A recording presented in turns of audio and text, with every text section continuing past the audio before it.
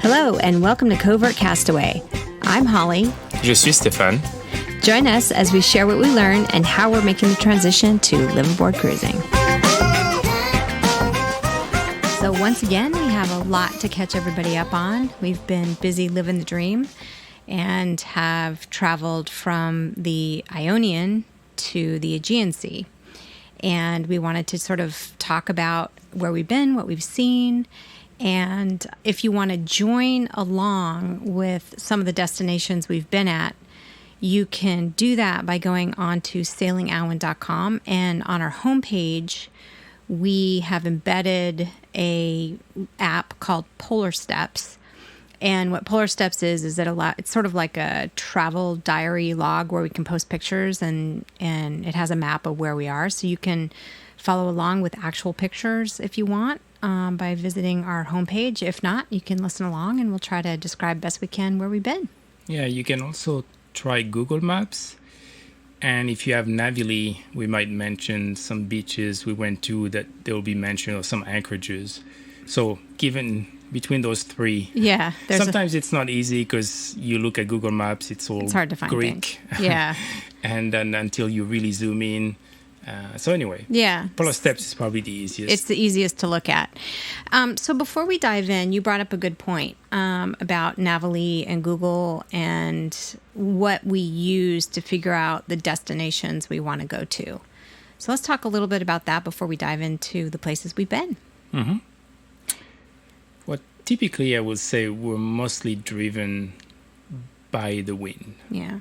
And finding not so much the wind to sail, because the destinations from one point to the other have been in general fairly short. So except when we did, I will say, it was not a passage, it was just 3 full days of sailing when we rounded the Peloponnese.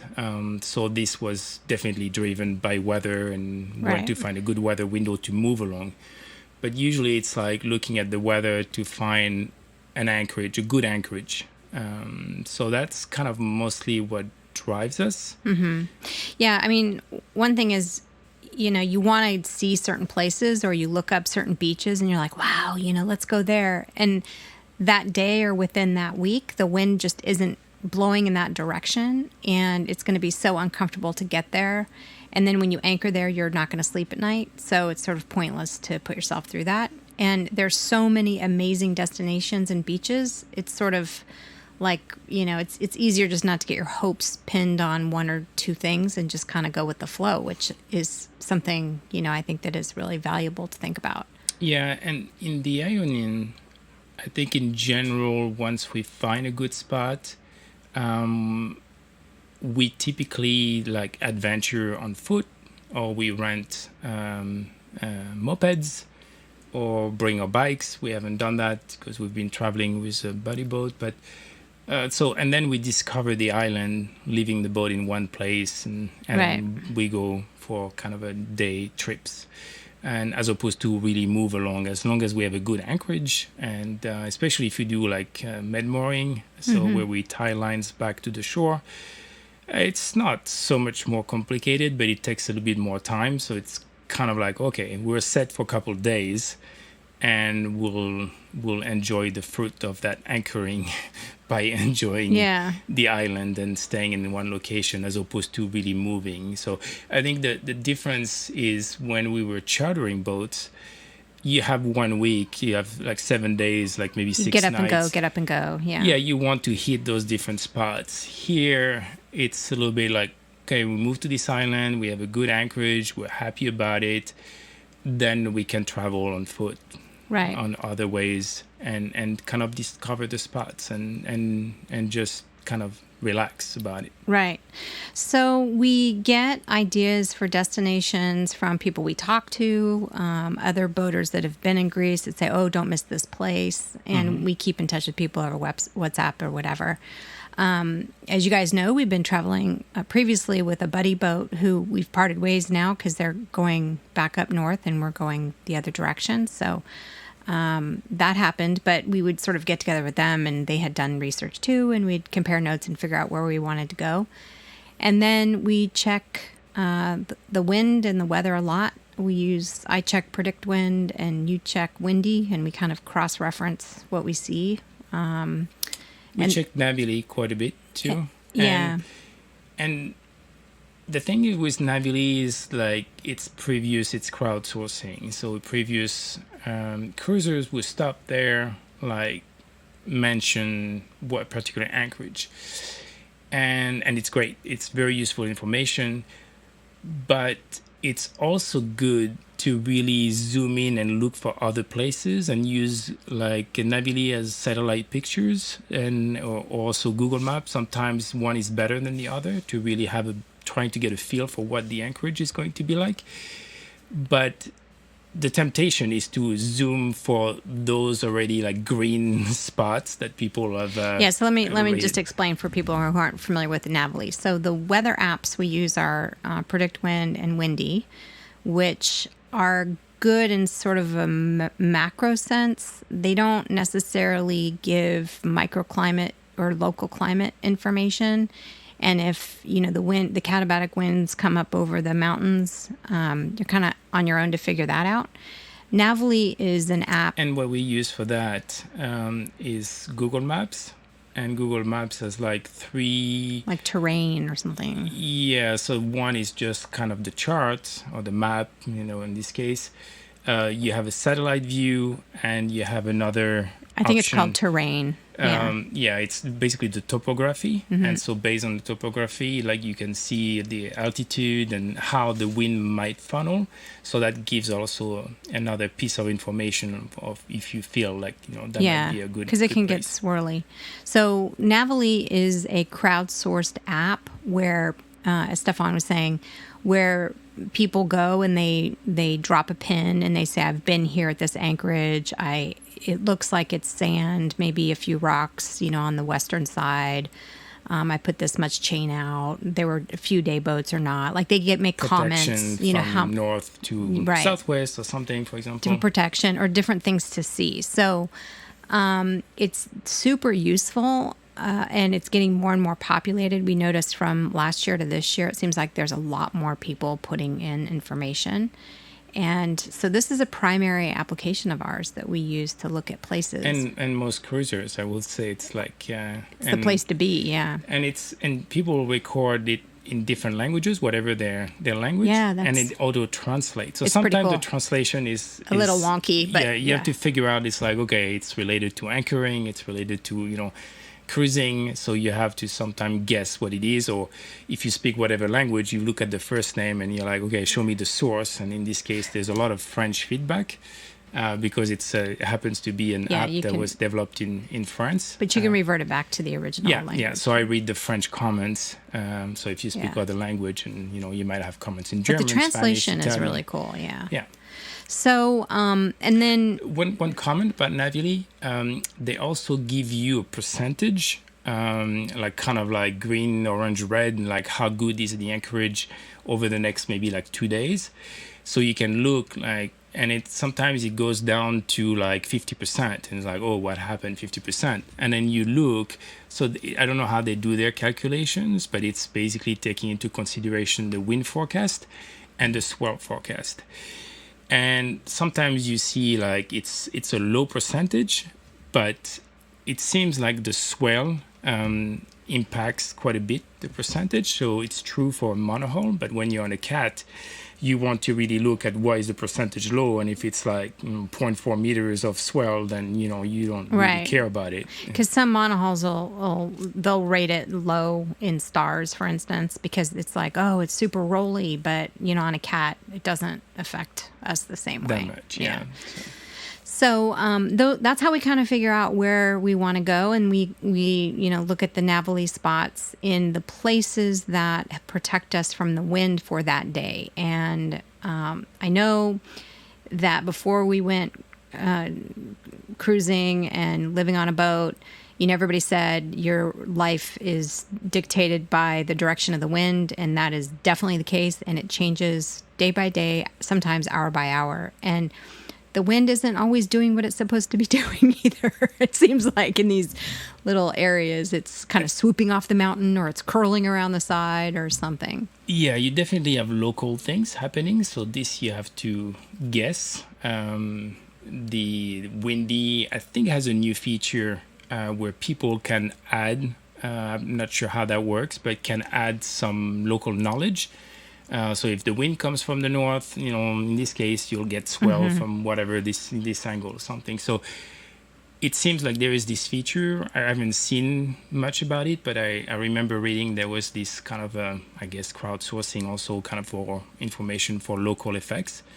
And so that might be useful in the future as more and more people provide kind of local information. And yeah. And then the other things we look at, which are obvious, are navionics and our Garmin charts, their chart plotter. So we have an iPad up on the helm. I've been helming mostly good this season, which I'm getting more comfortable with. And so I look at both those charts. I look at the navionics on the iPad, and I also look at my chart plotter for obstructions, cables, protruding rocks, anything else, wrecks, anything else unforeseen, depths and things. So we kind of do that. So that's how we sort of figure out where we want to go and what we want to do. Yeah. That really dictates it. And as a side note, I mean, for people who maybe don't know navionics, but there's a super cool feature once you have a membership. And membership is pretty cheap. I forget how much per year. But you want to go from one point to the other. You say route automatic. You point where you are. You point where you want to go, and it gives you a route. Yeah. Of course, you need to check it, zoom in, and because and you can kind of edit this route. But it's super useful to give you like, okay, the distance, what's the route. Quickly, you can get the general sense of which way it's recommended to go. And when you're on the helm, you primarily use navionics. I do the same thing on the chart plotter, so it automatically does a route as well. And the other thing about our chart plotter is it's integrated, obviously, in with our autopilot, and it will actually auto drive or auto motor, I guess, wherever it is you want to go if you set it. So that's a feature I like. I think you're not fully comfortable with me using it yet. Well, that's only works when we are motoring. Yeah, but exactly. I don't really like this feature when we are basically motoring around islands by the coast. Yeah. I like to make the adjustments as I see. Yeah, of course. So I have a redundant navigation at the helm. So if one thing goes out, you have the other thing to look at. So I like that. Anyway, so that's how we figure out where we want to go. I think last time we spoke, get your maps out. We were in Peloponnese, and what we were doing is we were getting ready to go to Kefalonia because we were going to meet your sister and pick your sister up. So we went on over to Kefalonia. We had some great anchorages there that were pretty private and nice. We took a couple hikes and went and saw a number of ruins and various, places. I think one highlight I want to mention is Assos in Kefalonia. What a beautiful little town, and the views were incredible. We were still with our buddy boat at the time, and we got a really great set up there. We were side by side, and it's a cool little town. You can hike up the hill to a fortress, which is where we saw a sunset, which was also amazing, and some old ruins. So yeah, very well protected. That was really really nice anchorage. Definitely recommend it. And that was initially we wanted to do Ithaca because we were so close, but this is one example where the wind dictated which way we were going to round Kefalonia. And in this case, because it was quite light, usually the winds are coming like northwest, northwest. And in this case, the next few days were pretty calm. So we ended up deciding, well, we're going to take this opportunity to discover the west side of the island. And once we started going down, this route and ASOS, then it was like, okay, we can turn back to go to Ithaca, or we can keep going. Yeah, so we committed ourselves to the west side there. And we saw some amazing beaches on that side. Some to highlight were Myrtos Beach, which were these, just like what you see in the magazines for Greece, the big white cliffs with the white beaches, with the white pebbles, at the beach. Yeah, there were quite few people. There was definitely, when we were there, I think on a Saturday or Sunday, and it was definitely a tourist destination. You could see a lot of cars parked in the background, and there were some like how do you call this, like paragliding. Yeah, they were dropping people like by a parachute from the cliffs on top, I guess. So there was definitely a little feel of like touristy, especially on the weekend.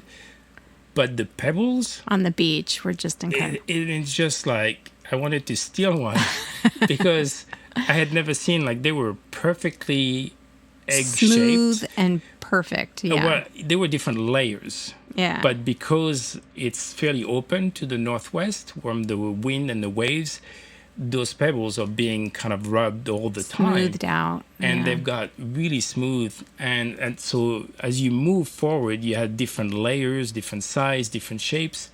But it was almost like jewelry type things. And I wish I had taken one because it was really... I think I did. Oh, you think you did? Yeah, I think I did. So the only thing what happened there that made us leave is during the night, and I have a feeling that because the Meltemi was blowing far away in the Aegean Sea, but it was coming through, and I don't even know how you call this, but definitely we were starting to feel some winds coming from the east, kind of through the Corinth Canal and all that body of water.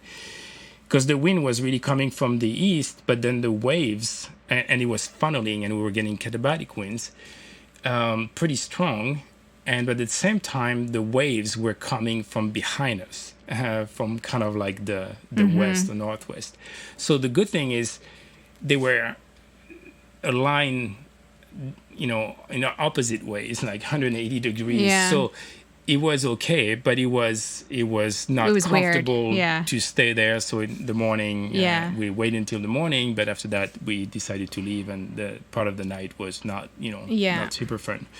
So we did a quick overnight at another beach called Fatiri Beach, which was also really cool and had like the coolest grotto that I mean, because it had like a beach inside. You go inside the cave and there's like a beach, and then you can walk through to the other side. That was really cool.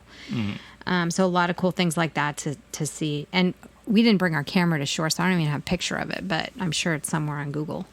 And then Z Beach, which was it's kind of got red sand, and from the flat, and we walked it for an hour. It was really... we're in the south and southwest end of the island now. Right.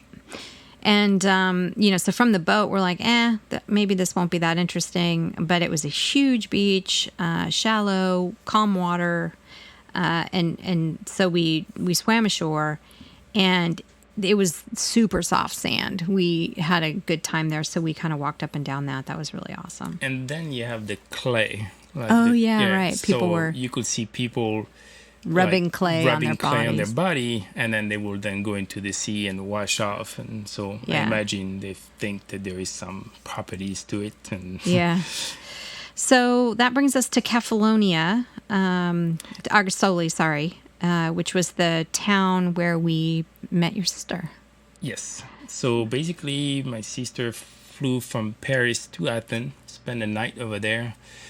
And the next morning, she took a bus, and it was super organized. Basically, I mean, she said that was really, really well done. So you basically buy a trip from Athens to Agostoli on Kefalonia Island. And so it was bus. The bus goes on the ferry, and on the other side, it lands. The ferry lands on the east side, and Agostoli is kind of in the middle. And then the bus continues and dropped her in Agostoli, where we were anchored. She said the bus was super comfortable. Of course, he had AC. Everything was super quick because you get the bus on the boat docks, you get the bus off. So they arrived even early. So yeah, and it was, I don't remember how much it was, but it was really a good price compared to flying to Agostoli. And there was an airport there. Yeah. So obviously it took big part of the day, but that was a very good way to get there. Cheap, super comfortable, and on time. Yeah, and so she came with your nephew, so that was really nice. And we were kind of like, Argostoli, it's a place you pick people up. We didn't have any expectations really, but it ended up being really cute. Yeah, well, first thing is the water. It's kind of inside the island. If you look at a map to see how it's situated, so the water is brown. So you don't, you're used to clear blue waters, and suddenly you anchor in brownish water, so it's definitely not as appealing. What's cool about it is you have turtles. And so it didn't look like much. There was also not a ferry, but a cruise ship that was docked over there. So we thought, thousands of people or something. And it was cute. Yeah, we didn't see that many people. And the town from the outside looked very basic, industrial. And when you go into the streets, suddenly the bakeries were like super beautiful and big. And I mean, really like could have been like in a big city, like type bakeries. They were like that well equipped. And they look great. They sold a lot of stuff. And I don't know, it's because our expectations were just really low on it, or if it was just really cool, but it ended up really surprising us. We were like, wow, this is a cute little spot. And when you go into the back streets, there were some streets just for people walking, and there was a big, I don't know, how do you call this? Place, one French place, but anyway, there was a big area where people met. And lots of restaurants. I mean, everything looked, the outside from the waterfront didn't look that much, but once you discovered the streets and looked at them more carefully, that was really, really cute. So the next couple days were windy. There's nothing really to report. We hung out on the boat.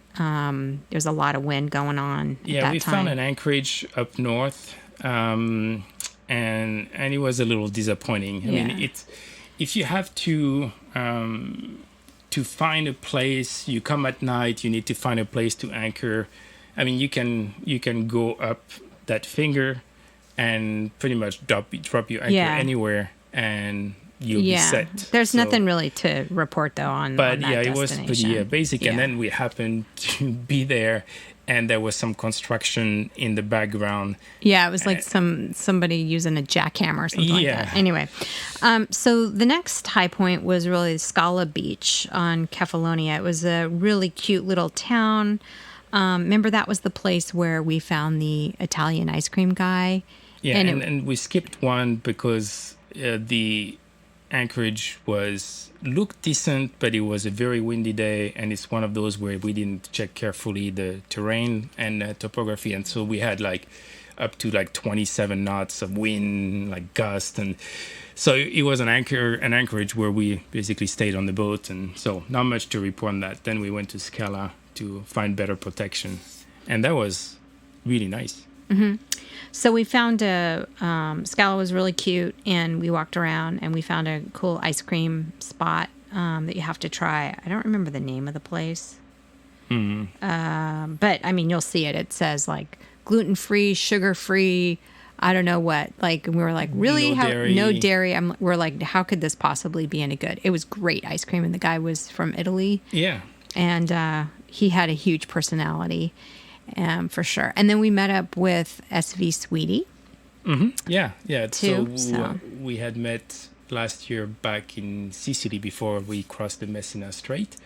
And so they were coming from Tunisia and through Malta and I think Italy, and then they went to Greece. And so that's where they gave us a call and say, hey, look behind the boat. And then we were on land at the time, and I'm like, oh, I see a Fontaine Peugeot. Looks like Sweetie. And so that was fun. We had a good time. And I think we're going to find them again later in the season because they will be heading to Turkey as well. Yeah. So Scala was really cool. It had a lot of cute little restaurants. We ate at one. It was fabulous. Took a long walk. Your sister and I and Tudwell took a walk to look at some ruins, which were just kind of like a bunch of rocks. So it wasn't much, but we saw some goats. And then we headed to Nicholas on Kefalonia. It was mixed. It was pretty touristy because that's where people went to go to the shipwreck beach, and we were able to get a mooring ball. Our buddy boat had to go against the quay, and the wind wasn't in a good direction for them, so I think they were pretty uncomfortable. It's you never know. Like in this case, Navidi was saying, "Oh, you come there, somebody will come to you, indicate a mooring ball," and I think they do it at the end of the day, like 5, 6, 7, when people kind of come in. We like to get in earlier, and there was nobody. There was really one mooring ball that was decent, so they couldn't get one. And the town had like no charm. No, it was just touristy because that, like I said, that's the place where you hire a day boat to take you over to Shipwreck Beach. Yeah, there was just on the south end of that little bay, there was kind of a little corner, and then you had a little beach and with a restaurant, and that was fine. That was a little micro spot. Yeah, so we ate like twice at the restaurant the same day or something like that because we're sitting over there on this little teeny tiny beach.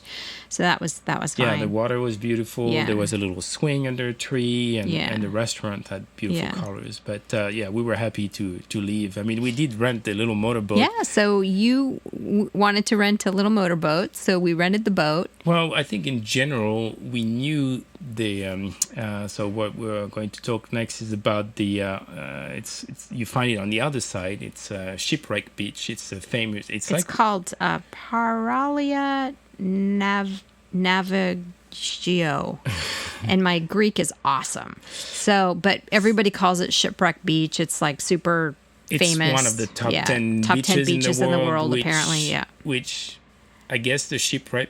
I mean, I'm sure if you have not too many tourists, it's blue. There's like the cliffs. It's beautiful. The cliffs are amazing. I don't know if it's a top 10 beach. I'm sure there's many top 10. Yeah. The shipwreck makes it dramatic, but we wanted to avoid going there with our boats because we knew it would be kind of like drama. Yeah, crazy. And we thought it would be fun to rent one of these little motorboats. We were 6 people, and I forgot how much it was for the day. It was like 130 euros. Yeah. Yeah.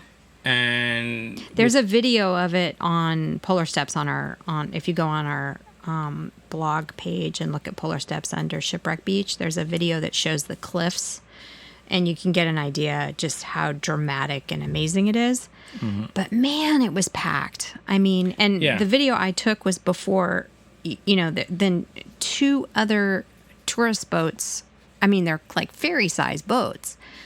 Bring in just hundreds of people on this beach, and people are just packed in like sardines. And they're honking before they're going to anchor, and it's within those cliffs, so it resonates, and it's just kind of it's a shit show, basically. So we were happy to just have this little motorboat, like a day boat. You just drop anchor and you swim to the beach, and you don't worry much.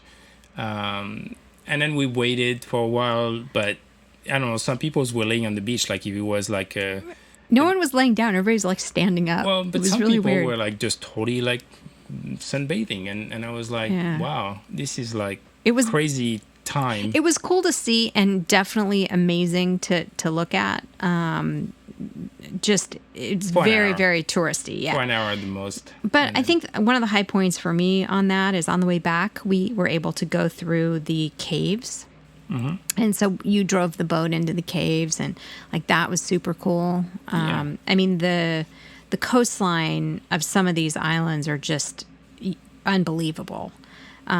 Just with the caves and the dramatic cliffs, and all just the sun and the color of the ocean, and it's just amazing and beautiful. Yeah, and it's Yeah. cool with those little motorboats because you can get in the caves or getting inside the tunnel.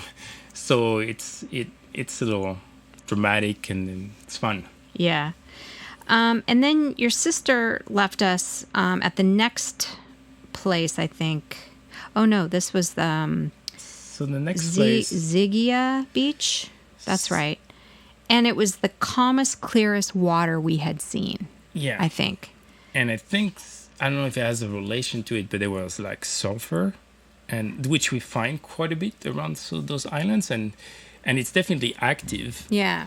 And We roll up, and I was like, what's that smell? And then we swam to the beach, and we were like, oh, PU, like what's in the water? All this stuff. And then we start realizing that it's right around the corner from this famous sulfur natural baths or whatever, like this beach that's famous and known for having healing properties and all this. So And, that was the I smell. mean, the smell where we were was not too bad, I will say. Yeah. You were aware of it. What was interesting, and I don't know if that's a chemical reaction of the sulfur in the water that makes it, one, super clear, number two, there was kind of the layer. The water was warm, but the layer on top was like Cold. cold. Yeah. And that was the first time. It's kind of- weird. It's like yeah. it's like warm underneath and cold on top, which normally it's the other way around. So there must be Yeah. something happening with the sulfur and seawater. If you're Yeah. a chemist or something, you can maybe send a comment. Yeah.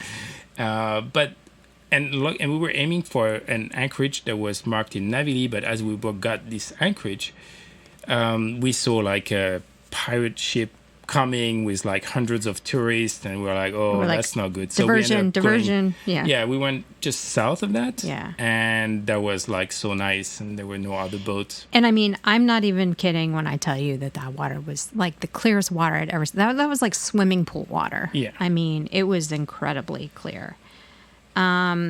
We paddleboarded to shore, and we took a hike up the hill, got some juice at this little local place. Yeah. Yeah. It was juice. There was only orange juice. It's like we show up and she goes, I'll be right with you. And she comes out with like 6 juices. Yeah. And we're like, oh, I guess we ordered.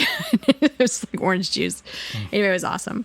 And then we hiked and we saw the caves and with the sulfur and stuff. And then we headed to Zakynthos. Mm-hmm. And that's where your sister left from. But No, not quite. Because we... well, she left from Zakynthos Island, but... But no. Well, she left from there, but we did one more. Yeah. anchorage. We went to Zante first. Zante? No, Yeah. yeah. And Zante is a cute little town. It started to feel really... that was the first time you noticed, like, you show up at these places and there's little tavernas, and you go in or you don't go in, or you look at the menu or you don't. And this was the first town where you feel like you're getting, what's the right word? In a local fair, there's the carnies, and they kind of tell you, come, play the game or whatever. It was kind of like that, except for the restaurant. All the restaurant guys were doing that. And one guy was like following your sister around, like every time we would pass by the restaurant, he'd be like, you come into the restaurant, I'll give you free dessert, and all this stuff. So she passed And by then like I 4 or 5 remembered times. her the next day, and it's like, hey, you promised. Yeah. So there's a little of that in Zante. So that's like the little town there. Walked around, and then we walked up the hill. Yeah, that was cool. Yeah, that was really cool. And I mean, we ate at this restaurant called Yard of Taste, which by far was the best restaurant in the whole Ionian.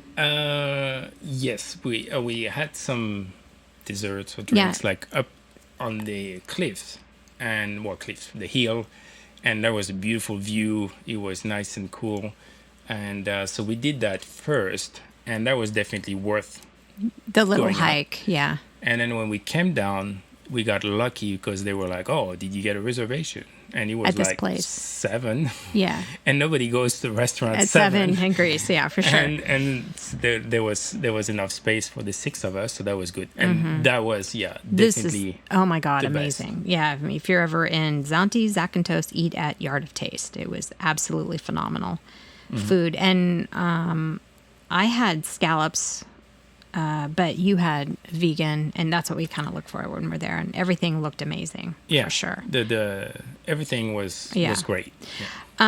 Just a side note on this point in time, it started to get really, really hot. Up to this point, we were pretty comfortable. There were maybe a couple hot days or whatever, but this is when things, have gotten heat wave-ish here in Greece. So even kind of walking around and doing hikes started to get take a little bit more effort.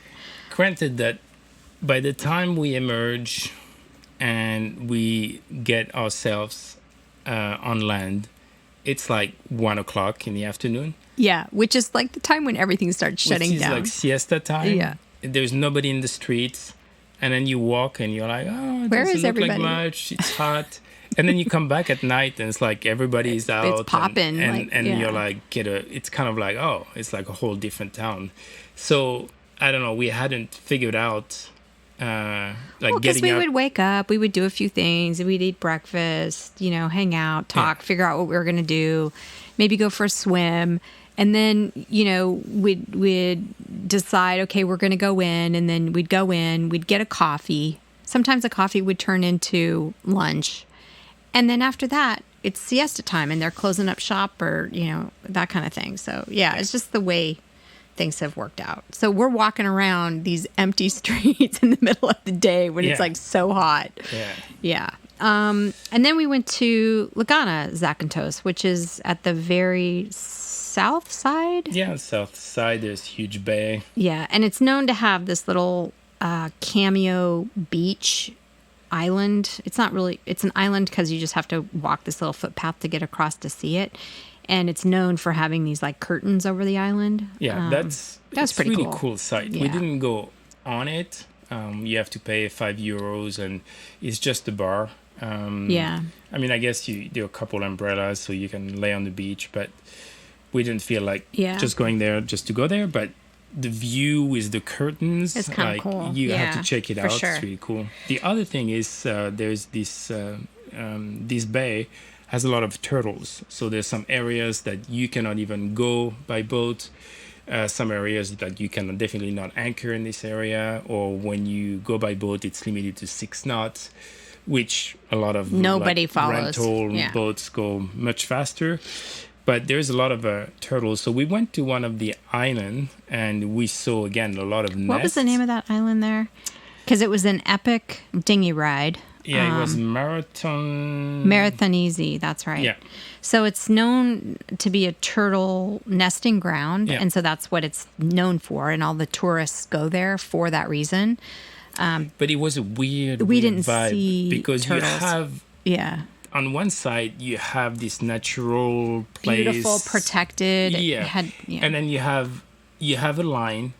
And with a line in the sand, meaning like they plant a rope. So you cannot go there you can't where go the in, nests are, which leaves pretty much maybe 3 to 5 meters of beach. And you have everybody's renting a little motorboat. They zoom over there. And you have all these boats just by the beach. They have 2 bigger boats with like selling ice cream and junk like this. So it looks like on one way it's a natural reserve. And then you have all these people coming in and out with this ice cream boat, and you're walking around and you're like, I don't quite make sense of all these. It was really weird. Feeling. And they have these boats that are kind of like 7-Eleven boats where you can buy like sodas and stuff and staying all day. Chips and stuff. Like it was a little strange. Yeah, so we went there, and then. And then your sister left from there, and then we... So we took a bus, because then we needed to go back to Zante town, And so we decided to do the local thing and took a bus back there. And then that's where she took her own bus. And on my side, I had to go to the port authority to update the crew list. So did all that, then came back to the boat. And that was the last, that's where we left we separated with our buddy boat, where we decided to go south because there was a good weather window. That's right. So we wanted to kind of catch you up on the Ionian, and in our next episode, we're going to talk about making the route through the Peloponnese and what we've been able to discover so far in the Cyclades. Thank you for listening. If you like this podcast, please subscribe, like, or share with another covert castaway. Fair winds for now.